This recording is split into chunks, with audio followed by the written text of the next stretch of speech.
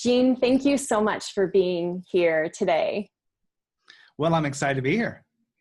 And, it's fun because I reached out to you because I saw that you had been written about in Entrepreneur Magazine as being this amazing speaker. And I'm like, wait, I know that guy and I want to have him come on the podcast. So I'm so excited for you to share your knowledge about so many different topics today. But I want to go ahead and just give everyone a little bit more background about you.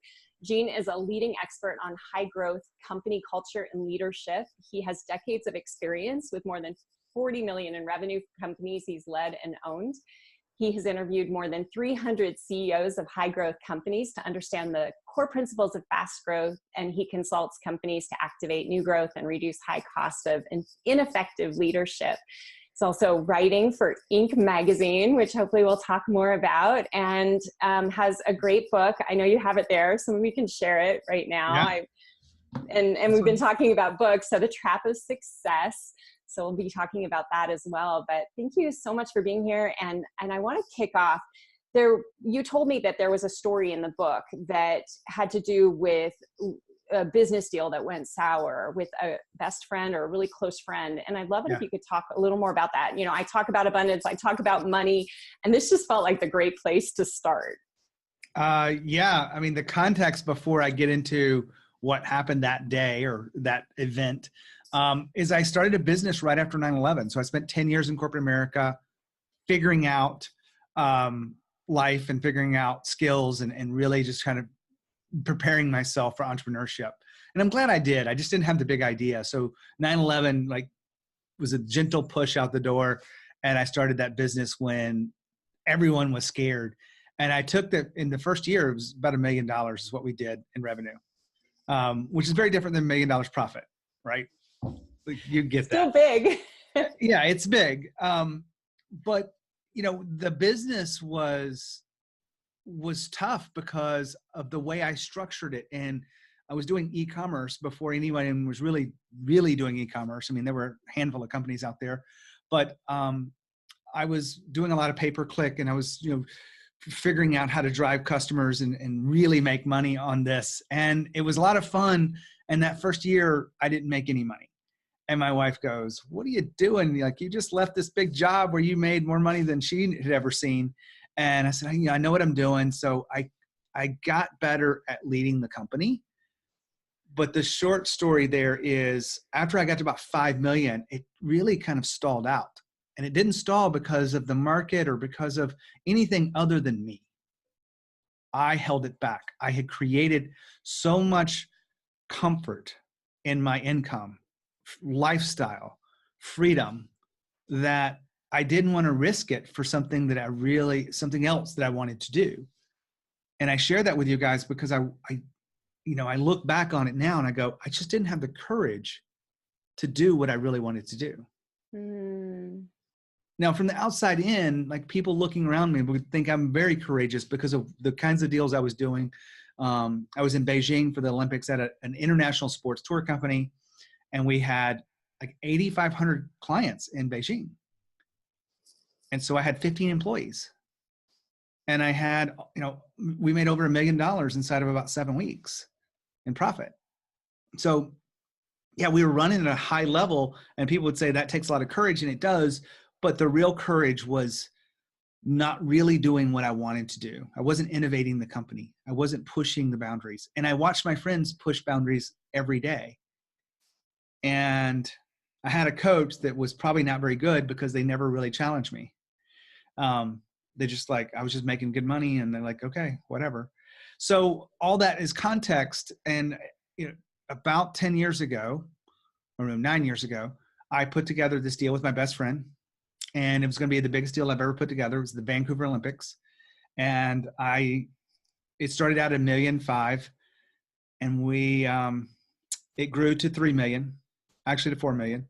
And then I had made the payments for 3 million of that, 3 of the 4 million. That's the simple math. And I had 10,000 customers depending on me for the inventory for this event. I had a bunch of employees, I had a bunch of expenses that going into this, and I was set up to make about $1 million, maybe a little bit more, but good money and all this was all set up, and I trusted my friend. And then on January 15th, when I expected delivery, there was a big issue that came up, and he goes, I got a problem. I'll take care of it. And at this point, it was really just, I felt like everything was just unraveling. And that caused me to actually lose everything in that business that day. Whoa. Yeah. So what did you do? I was in Vancouver because I was set up to do what I do. And my attorney said, you don't want to be in another country when this thing goes bad, if it goes bad, because we're still kind of trying to save it. I was really defending my friend, and everybody around me, my wife included, was like, this guy is scamming you. This guy's taking you for a ride. This guy's not going to come back. And I was still talking to him on the phone, and he was trying to work things out, and I didn't have the full picture, and he was telling me stuff, but that's when the lies started coming out. I started figuring out things, and I finally was like, yeah, you guys are right. I'm wrong. And it was really tough. So I lawyered up, he lawyered up, and he ended up suing me first. It was, I think, a tactical move and to show doubt, but he had all the money and I had all these angry customers. And so for a couple of months there, it was just nasty. And I lost not just the business, I lost all the money. I lost all my savings. I lost my income. I lost everything that I'd known that identified me. I lost my house. After it took a few months to lose the house, but I ended up losing my core sense of identity all through this. That wasn't that long ago. No, 9 years. I mean, if you told me it was going to take me more than like 2 years to get back on my feet, I probably would have wanted to slap you.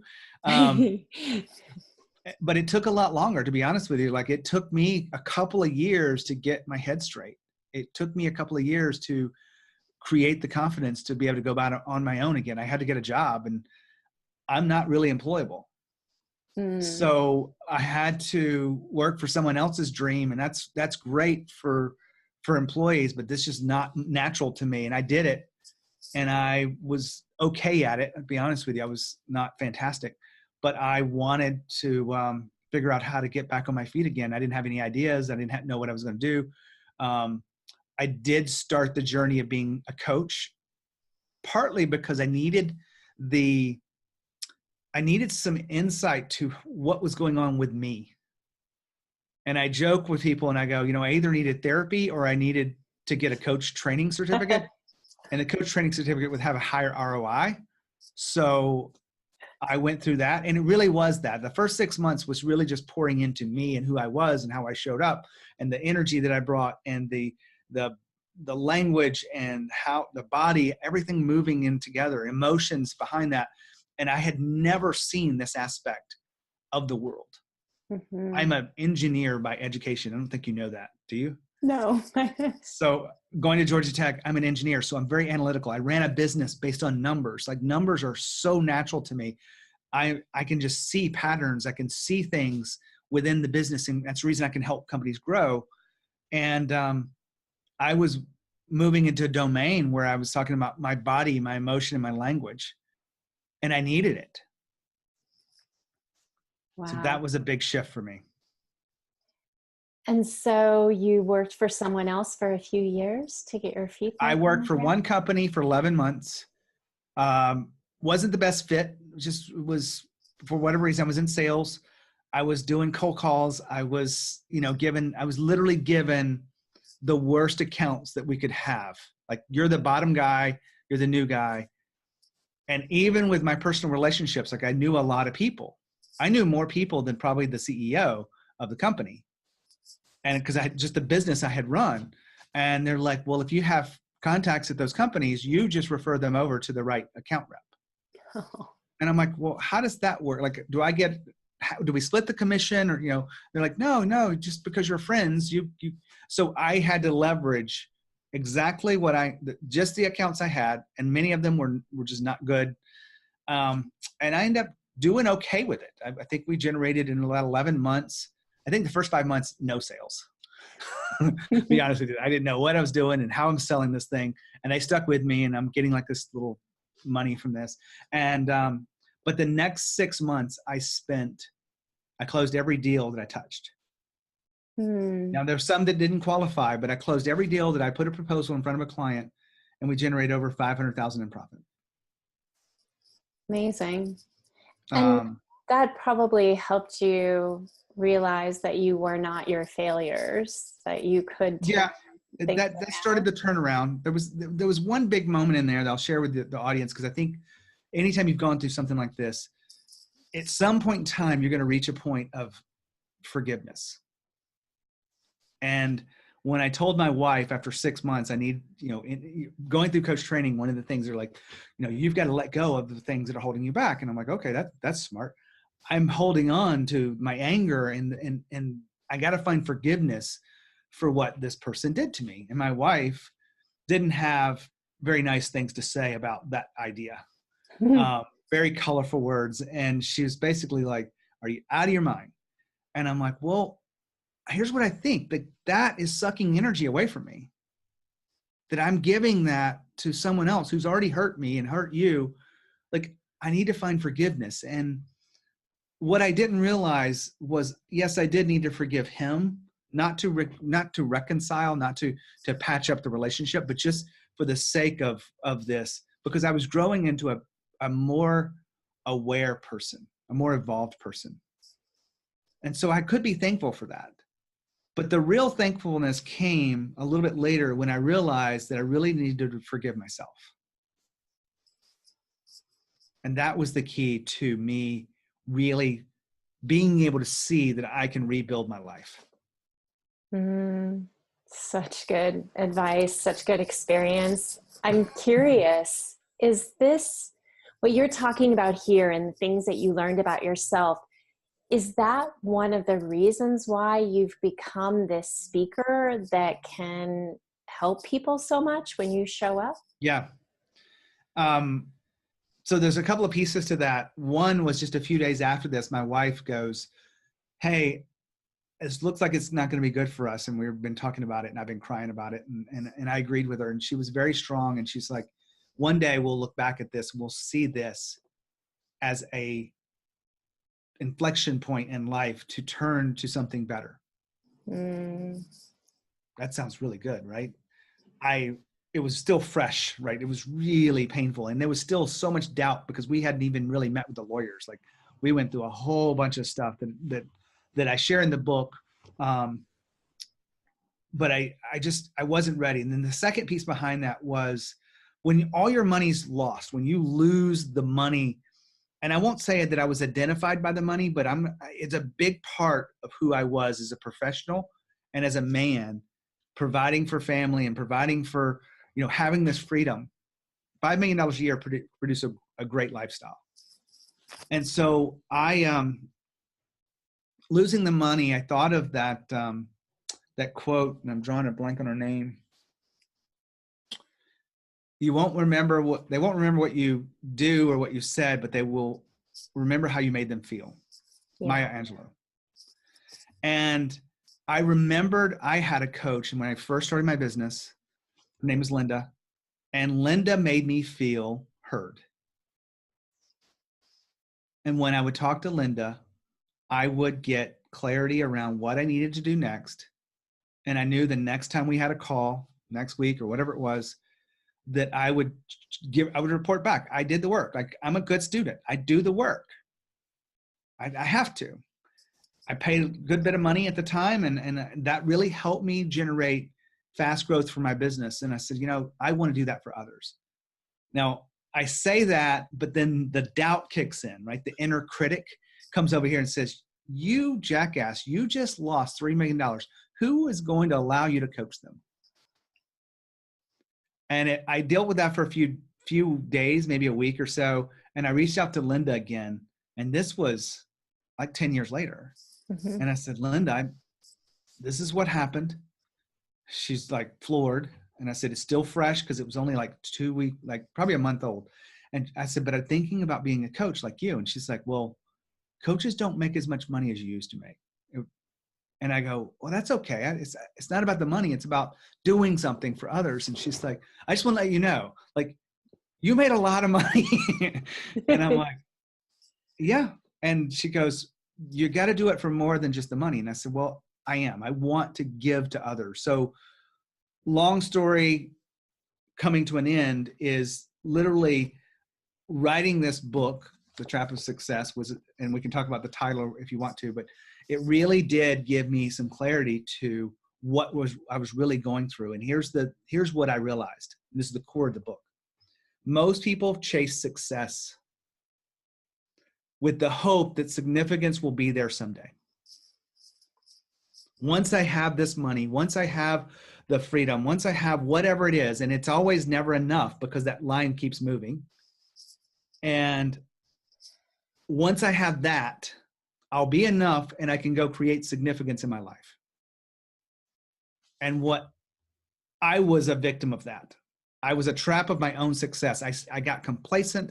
I didn't have the courage to break out of that model. I had all this money and freedom coming in, and it was something, and you think about people who are stuck in jobs they hate. They're too comfortable, right? Mm-hmm. And so they get complacent. And it's the same story. It's just, I just lost something with a lot of zeros on it. The real journey behind this and the real breakthrough was when I realized that you don't have to go, it's not linear. You don't have to have success first, then significance. You can have them together. They can actually work together. If you feel like what you do adds value to the world and it adds, and it warms you up, it lights you up, you can actually make more money that way. And it's good money. Like it really does feed the soul. And it's hard. It's still hard. But that's the core of the book, is how does success and significance dance together? Mm-hmm. It's so beautiful. I feel like we're on such similar journeys in our own unique ways. That's a lot about what my book is about. So I'm just sitting here going, wow, this keeps coming up, right? This is how it works. Why do you think that you're able to have such an impact on your audiences now? Whether they're reading your book or they're coaching with you or they're hearing you speak. What do you think is different, or what's happening? I want a bigger impact. Like I'm not done yet. But what I do love about where I am right now is, you take the book or you take a speech or a podcast or an article I write, like it's all essentially free. Like, the book, I don't know, what is it, $15 or something for a book, Mm-hmm. or it's like $5 for Kindle. It's very little money. Like everything else, 99% of the stuff I create is completely free. And I give because I know I can make an impact with those that need it. Right? The podcast Leaders in the Trenches is something I'm almost at 400 episodes, which fantastic, almost 4 years. Amazing leaders that we're interviewing, but it's a chance to just give. Like I don't need to make money off that. Everyone asks, what's the monetization strategy of this? And what's the monetization strategy of writing? I do get paid to write. Like, I'll be honest with you. Like it's not much.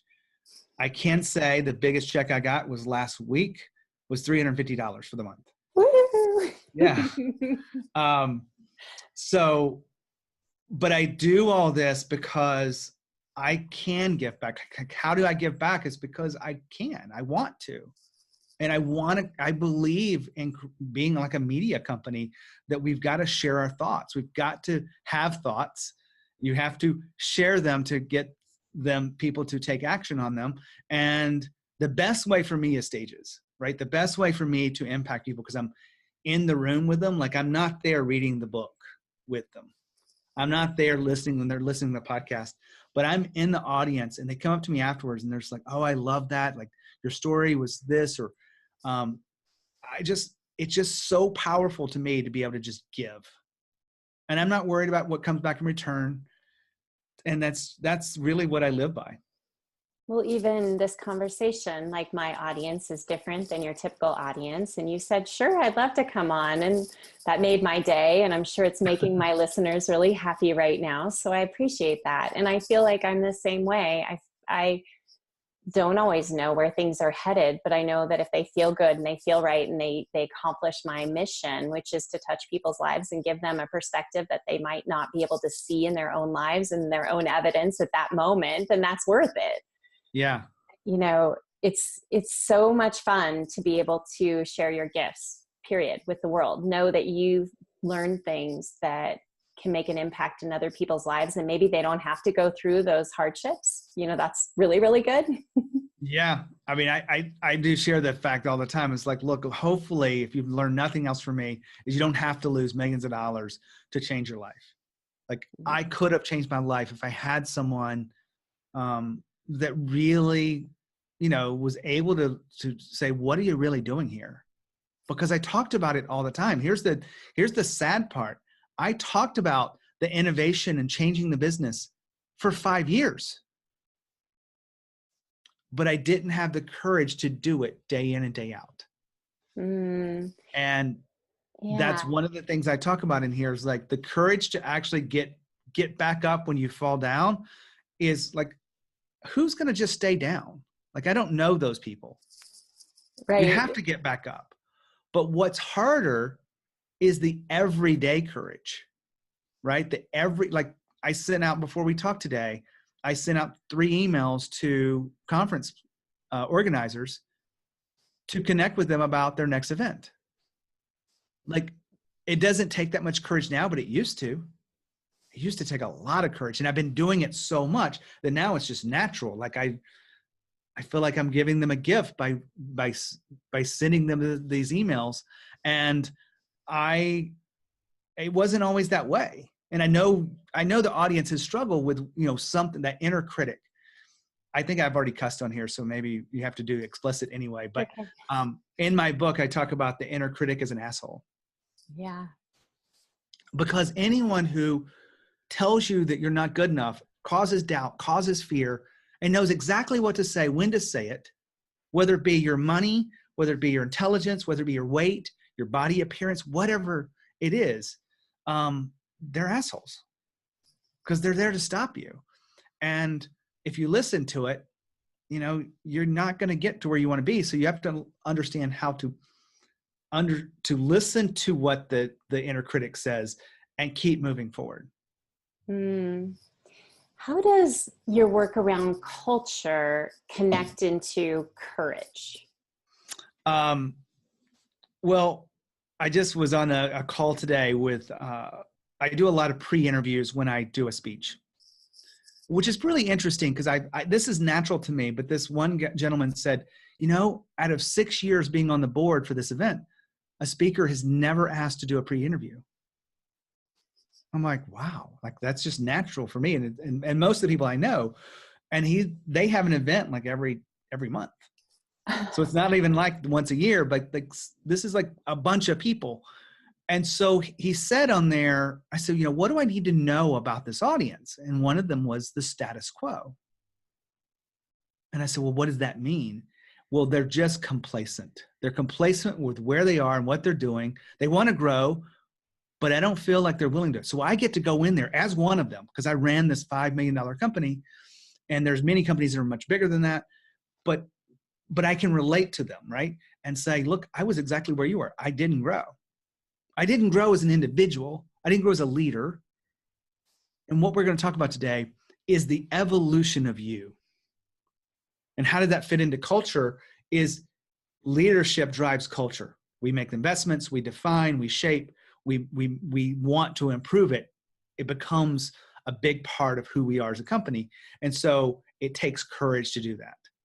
When I sign off on my podcast, every time, it's just natural to me, it's lead with courage. Because now it is a part of me. So that's if you go back to where I was before, I wasn't acting and leading and anything with courage. I was just showing up. And that's how they relate today.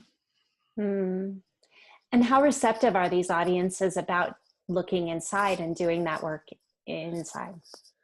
You know, there's always going to be those that are really receptive, right? There's always the top 4% or 10%, whatever it may be. Those are the ones that end up engaging with me to work with me over time. but there's always people that love the message, but they're not ready yet. And, my job is to connect with them in such a powerful way emotionally from the stage and through our interactions, whatever it may be, that they do want to see me that way.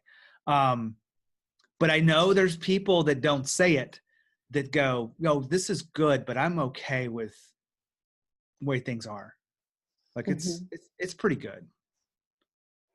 To me, I'm sorry. No, I so just that's, think the big impact is in reaching those people. So it's really interesting, right? A lot of us are entrepreneurs and we work with other entrepreneurs. And while we'd love to think that that's the whole world, that's a small section of the overall population, right? When you look at the numbers, most people work for other people. So when you're inside of organizations and you're able to bring this different way of thinking in, I do understand it's challenging, and I love hearing you share about it.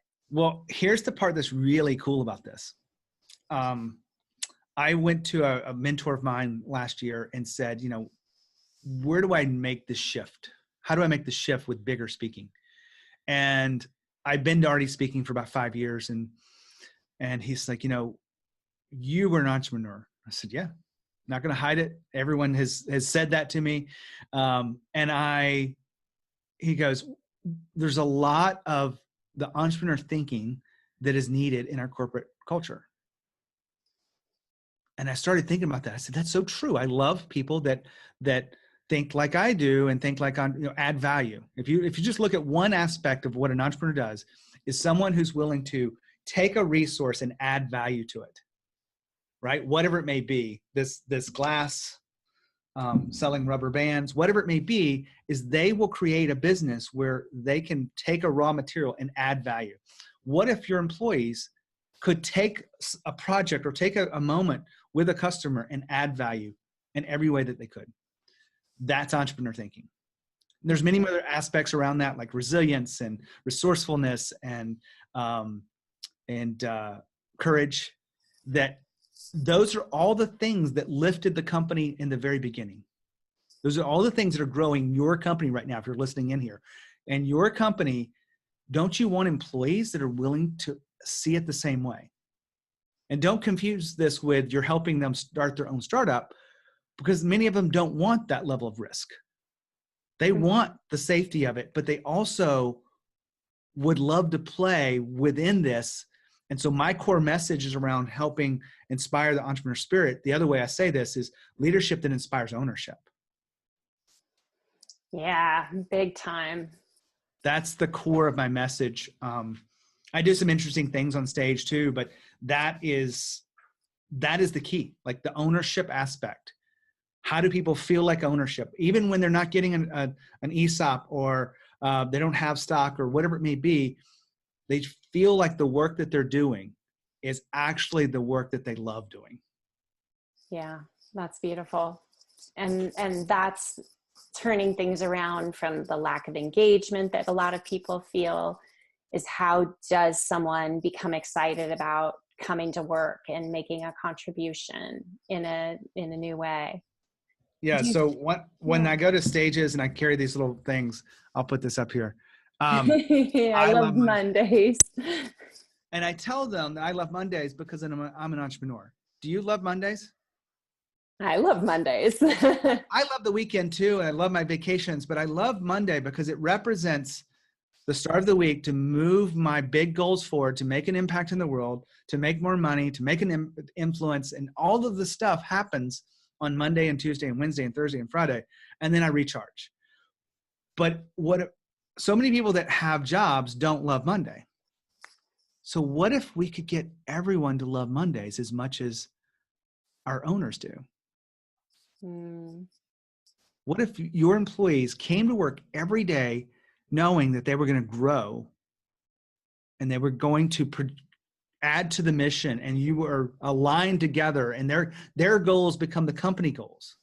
It's a whole process of alignment that I talk about. And that really does light me up because I want people to love what they do.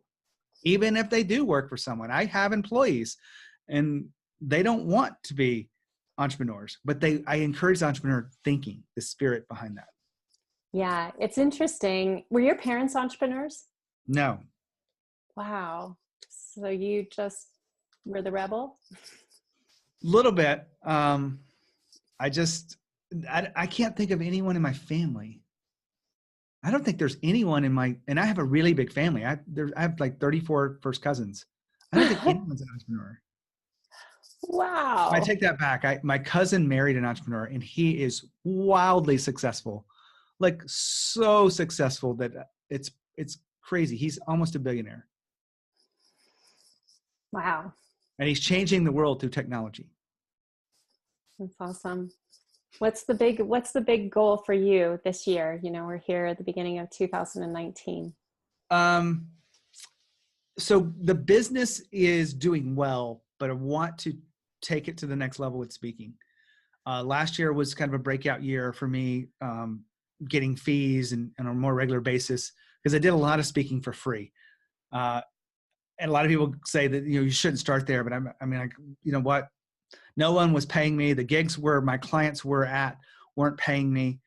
I figured out how to make that into an income. And I've showed a lot of clients how to do this over the years, and I loved it. But last year was kind of a breakthrough in the fees. And this year, the big thing is hiring someone for the team in sales, specifically for speaking, really nothing else, because it's a lot of work. In the paid world, there's a lot of nurturing that has to happen to make that profitable. And so that's the big goal is to hire the person and create all of the systems inside this that really drives this without me having to be there, because I'm so there for my clients Mm-hmm. that it's hard for me to like pick up the phone and make 20 phone calls or send out 20 emails Mm-hmm. for speaking. And a lot of the speaking that you're oriented to, is that going in? I worked at Wells Fargo and they hired a lot of speakers for conferences and things like that. Mm-hmm. Is that what we're talking about? You do? It's mostly associations. Oh, interesting. So the associations have corporate clients like that my wife is also a speaker. So she speaks in the millennial side of the house. And, so both of us are actually speaking. So she's doing more corporate work. I've got her stuff here. She's got ADP and SHRM and Valvoline, and like she's been working at the really high level stuff. I've got a few of those, but mostly association work. The pricing of the speaker fees is not as high as corporate, but there's a lot steadier work, and I still speak to grow the business. Mm-hmm. There is still an element of, I don't pitch from the stage. I think, we've all seen that. And I don't think it's icky. I think it's actually a marvel to watch, because sometimes it's a train wreck and sometimes you're like, oh, that was good. But I don't speak to sell. I speak to inspire new thoughts and new action. And many people want support with that. So the idea is that they come up to you and go, hey, what you said, like, how would that work if we did this? And so that's the way it kind of grows the business too. That's so cool. I'm so excited that we could have this conversation. I feel like I'm taking off on so many different thoughts and things. I'm like, I'm going to follow up, and I bet everybody else is going to want to do the same with you. So how do people reach you? Obviously your podcast, buying your book. What's the best place to go? I feel like I do so much. Like if you read, then you're going to probably go to Inc. magazine. If you listen to podcasts, you're probably just going to go to genehammett.com and find Leaders in the Trenches.